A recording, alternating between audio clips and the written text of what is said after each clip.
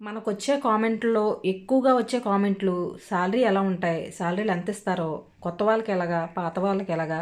అని. కువైట్‌లో జీతాలు ఎలా ఉంటాయంటే అందరికి ఒకలా ఉండవు. కొత్త వాళ్ళకి ఒకలా ఉంటాయి. పాత వాళ్ళకి ఒకలా ఉంటాయి. బయట చేసుకున్న వాళ్ళకి ఒకలా ఉంటాయి. ఇంట్లో చేసుకున్న వాళ్ళకి ఒకలా ఉంటాయి. సీనియారిటీని బట్టి అయితే ఇక్కడ సాలరీలు అనేవి పెరుగుతాయి. కొత్త వాళ్ళకైతే చాలా తక్కువ ఉంటాయి. ఇక్కడికి వచ్చిన తర్వాత ఒక సంవత్సరం చేసిన తర్వాత మన భాష వచ్చిన తర్వాత మనం మాట్లాడడం వచ్చిన తర్వాత మనమే మాట్లాడుకోవచ్చు. మనకి ఎంత కావాలని చెప్పి మనం డిమాండ్ అయితే చేసుకోవచ్చు. ఇంత కావాలని చెప్పి డిమాండ్ చేయాలంటే మనకు వంటలు రావాలి, ఫుల్గా భాష రావాలి, వీళ్ళతో ఎలా ఉండాలో తెలుసుకోవాలి, ఇక్కడ ఎలా ఉంటాయి పద్ధతులు నేర్చుకోవాలి. ఫస్ట్ మనం తెలుసుకుంటే వీళ్ళకి మన సాలరీ పెంచడం అయితే పెద్ద కష్టమేం కాదు. వీళ్ళకి కావాల్సింది నమ్మకం, వీళ్ళ పని ఎలా చేస్తున్నారు, మనతో ఎలా ఉంటున్నారో, వంటలు ఎలా చేస్తున్నారు, మెయిన్గా ఇవే చూసుకుంటారు. డ్రైవర్లకు ఎలా అంటే వచ్చిన డ్రైవర్లు డ్యూటీలు ఎలా చేస్తున్నారు, మనతో ఎలా ఉంటున్నారు, పని ఎలా చేస్తున్నారు అని చెప్పి చూసుకుంటారు.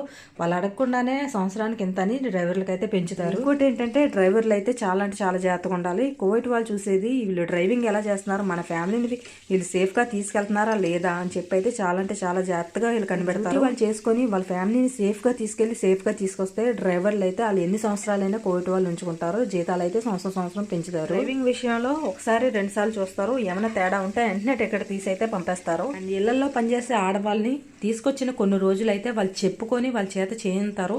వాళ్ళు ఇంతకీ మారకపోయి వాళ్ళు ముద్దులాగా ఉండి వాళ్ళ భాష నేర్చుకోపోయి వంటలో నేర్చుకోపోయి ఉంటే వాళ్ళు తీసుకెళ్ళి అయితే ఆఫీసులో చెప్పేస్తారు. వచ్చిన వాళ్ళు జాస్ అంతా కొన్ని రోజులు పని మీద పెడితే మనమైతే గట్టెక్కిపోయినట్టే.